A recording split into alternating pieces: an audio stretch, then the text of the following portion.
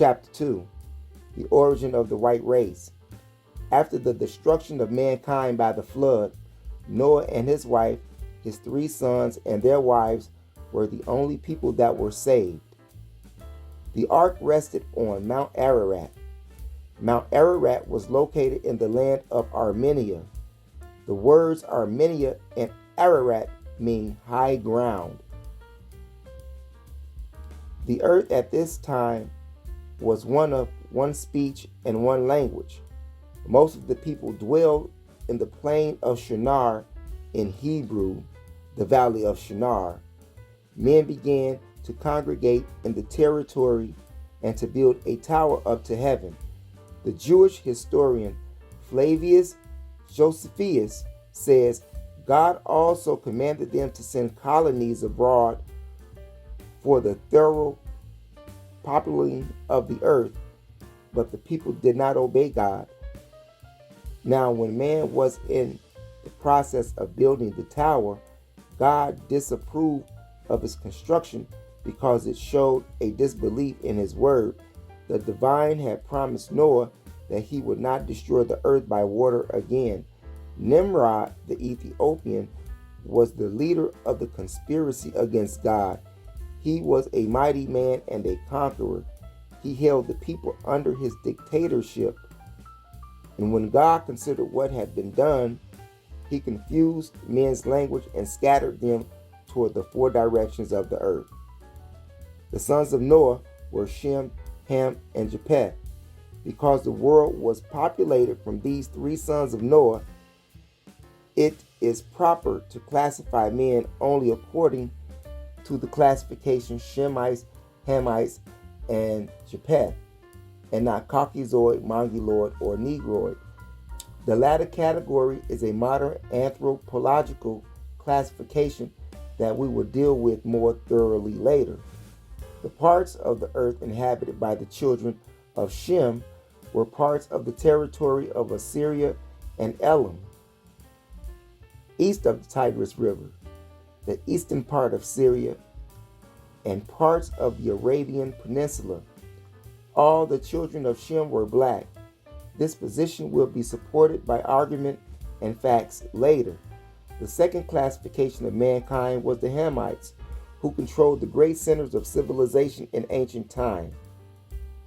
This civilization included the continent of Africa, the land of Canaan, parts of Arabia, Syria, Phoenicia, Turkey, Babylonia, southern Persia, which is now Iran, East Pakistan, and a large part of India.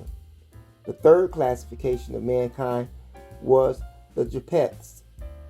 From Japheth, who was the youngest sons of Noah, the offspring of Japheth had occupied the Isles of the Gentiles, the shore territories of the Mediterranean Sea in Europe and parts of Asia Minor, whence they dispersed northward over the entire continent of Europe and a great part of Asia.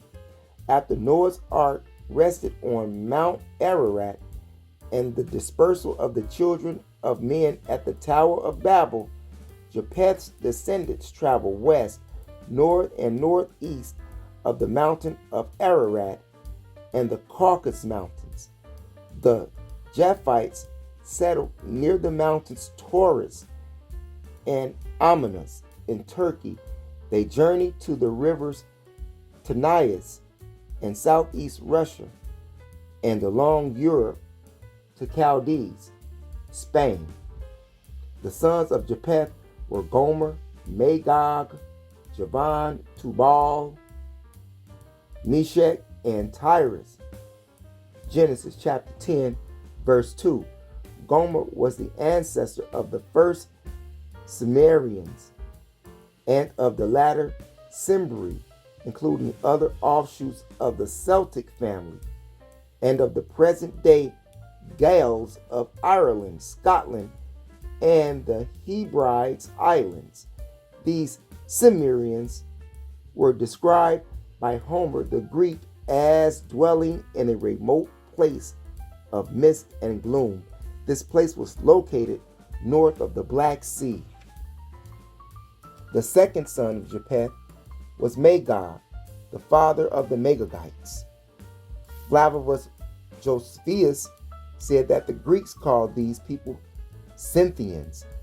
The Scythians included all the wandering tribes who dwelt mostly near the north of the Black and Caspian Seas. They were regarded by the ancients as tremendously lacking in intelligence and civilization. The third son of Japheth was Madai, the father of the Medes. They were located at the southern part of the Caspian Sea, and they later united with the Persians to form one race. From Javan, the fourth son of Japheth, came the Ionians and all the Greeks. Tubal, the fifth son of Japheth, is associated with Javan. Meshech and Tubal are nations of the north of the focal point of the land of Israel. And this can be found in Isaiah chapter 66, verse 19, and the book of Ezekiel chapter 32, verse 26, and chapter 31, verse 1. The last son of Japheth was Taraz, the father or ancestors of the Thracians. This land, Thrace, was situated north of Turkey, Asia Minor, and northeast of Greece. Japheth's grandson, Ashkenaz, formed the Germanic race. In the Hebrew language, the word means German. Ashkenaz, the Ashkenazi Jew. Japheth's grandson, Ashkenaz, formed the Germanic race. In the Hebrew language, the word means German. By 378 AD, the Germanic tribes were on the move. They were known under the names Lombards, Burgundians, Franks, Saxons, Angles, Jutes, Ostrogoths, Visigoths, Sueves, and Vandals. These 10 Germanic barbarian tribes settled all over Western Europe and intermingled with modern nations of Western Europe as we know them today. All these tribes were the descendants of Japheth. The ancient people did not classify races according to skin color, like the modern nations of Europe and America. The ancients, including the Greeks and the Romans, identified people according to their national or tribal names. They used such names as Visigoths, Vandals, Saxons, Ethiopians, Carthaginians, Jews, Arabs, Persians, Babylonians, Egyptians, and Moors. They did not use the term Negro to refer to black races or the word Caucasian to refer to white races. Dividing the world along a color line was an idea that originated with the white supremacists in Europe after the Renaissance. The Europeans did not have any great civilizations immediately after all the fall of Greece and Rome. During the Middle Ages, the black nations of Africa and Asia had the greatest political, economical, educational, and military influence in the world. At this time, Europe existed in a state of darkness for 1,000 years. In the 17th century and later, Europe began to emerge out of the slough of ignorance, and certain Germans and others conceived of themselves as belonging to a superior race. Johann F. Blumenbach, a German, was the first to divide humanity on the basis of skin color. Up to this time, no such attempts had been made. His classification set up a color line to the detriment of latter generations. Mr. Blumenbach classified 5 chief races of mankind: the Caucasian, the Mongolian, the Ethiopian, the American, and the Malayan.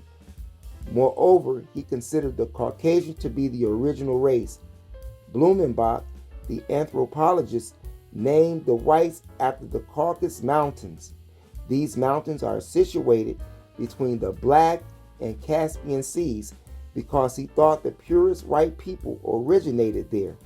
Blumenbach was a racist, and so was J.A. Gobineau. A third man by the name of H.S. Chamberlain wanted to advance the supremacy of the white Nordic race and its culture. These men attributed psychological value and importance to race. This was racism, and it led to a horrible, vicious racial philosophy and to the persecution of the Jews in Nazi Germany. T.R. Garth wrote in his book, Race Psychology, any disposition on our part to withhold from some race the right to a free and full development must be taken as an indication of rationalization on the account of the race prejudice, and such an attitude is inexcusable in an intelligent populace. As I have proven, the earliest civilizations began in North Africa, the Middle East, among the black races. Read about the black Asiatics in Hebrews whence it began in Babel, North Africa and the Middle East among the black races. Read about the black Asiatics in Herbert's whence it began in Babel, a book on the origin of races. We have more than adequate proof that the white races began near the Caucasus Mountains, and from there they spread north, northwest, and northeast into Europe and Asiatic Russia. Now we know that the Japhites, meaning the Europeans, are white today, were originally white beginning from their ancestors, Japheth, or did a change materialize in the skin color of the descendants of Japheth? This question is difficult to answer. I was told that Japheth was a black man, but he wanted to be white, so God changed him to a white man. Evidence that the theory is lacking. Nevertheless, scientists and anthropologists have found different kinds of mutations in certain parts of the world. A physical mutation is a sudden variation or change, the offspring differing from his parents in some outstanding characteristics. Also, a major change in the chromosome or genes to determine heredity. Blonde hair among black Australian Aborigines is an example of a mutation, and probably albinos are a good example of mutations with their white skin, woolly hair, thick lips, and Ethiopian noses. Any sudden change from the normal is to be regarded as a mutation. Other examples of mutations are blondism or whiteness among monkeys, apes, and chimpanzees. Major mutations or changes took place among the descendants of Japheth. This is obvious because of their white skin. In other words, they were black at one time, but their skin changed to white. This phenomenon can be understood in the view of the total world population. Over 2/3 of the population of the world consists of colored people. That is a ratio of 2-to-1. 2 out of Noah's 3 sons remained black. We know this to be true because many people throughout Africa, Asia, Latin America, and the islands in the Pacific Ocean are yellow, brown, or black. They have facial features like the Congoid African, especially the Vietnamese, Filipinos, and the people of India.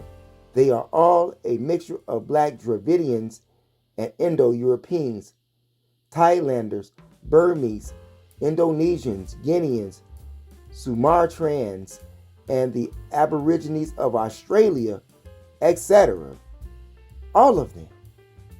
You can get a good idea of the features of these people by reading the geographical magazines and observing their foreign students who come from these countries.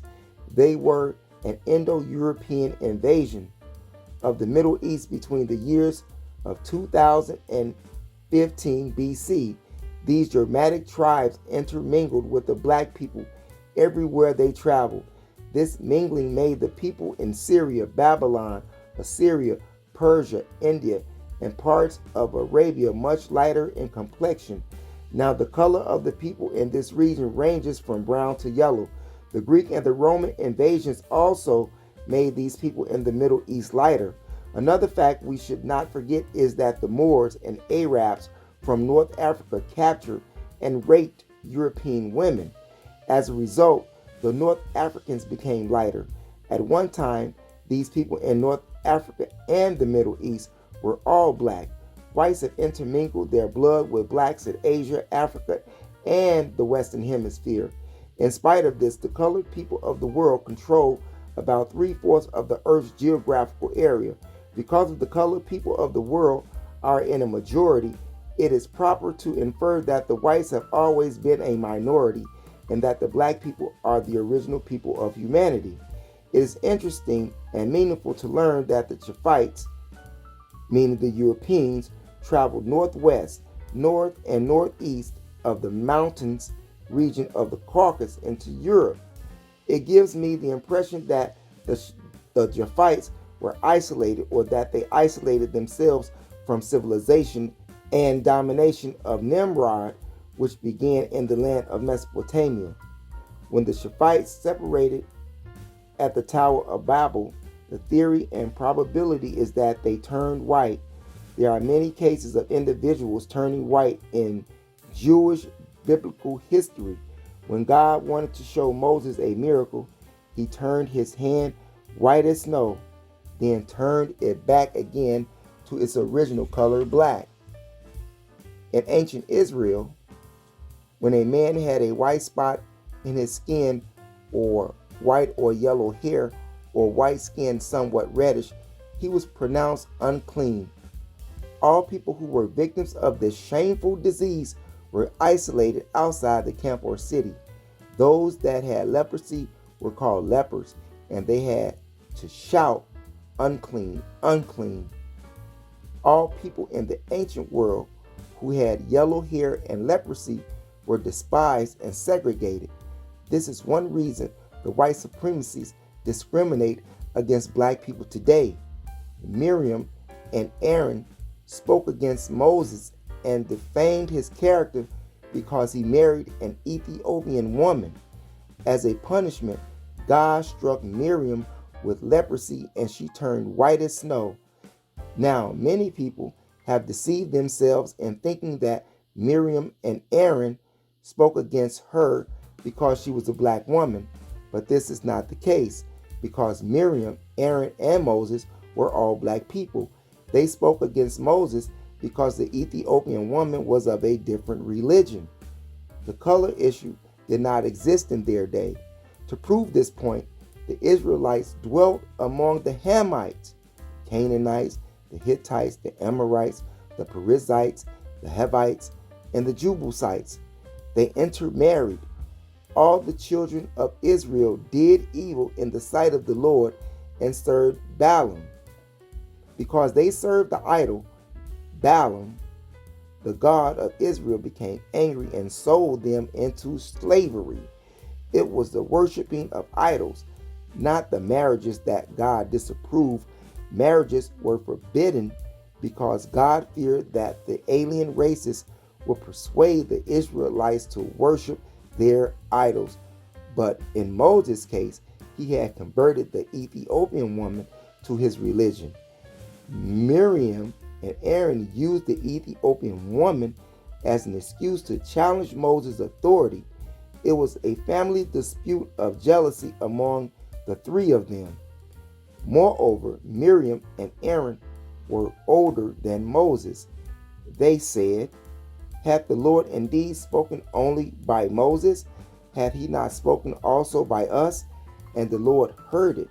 In another case of leprosy, God showed Moses some miracles to display to the children of Israel that they would believe that Moses was sent by God. In this case, Moses' hand turned white. Naaman and Gehazi had leprosy. I will write a summary of this story. Naaman was the captain of the Syrian army. He acquired leprosy. boils, and whitening of the skin. He wanted to be cured. Then he heard about Elisha, the prophet, who was the student of Elijah. Elisha had told him to drop 7 times in the Jordan River. Naaman obeyed and he was cured. A reward was offered Elisha, but he refused. A servant of Elisha, named Gehazi, wanted the reward that his master refused. Then Gehazi ran to look for Naaman. When he found him, he asked him for the reward and said that his master had sent him. This, of course, was a lie. When Gehazi returned to Elisha, Elisha said, I know you have gotten garments, olive yards, and all kinds of wealth by means of subterfuge, meaning he lied. Therefore, the leprosy that Naaman had will cleave unto you and unto your seed, your descendants forever. And he departed from his presence a leper as white as snow. This type of leprosy affected the reproductive organs in his body. This meant all his children would produce white offspring, even though he was a black man at first. This was the curse of Gehazi. We rockin' MOPOWERZ, powers. We rockin' MOPOWERZ, MOPOWERZ, MOPOWERZ, MOPOWERZ, MOPOWERZ, MOPOWERZ.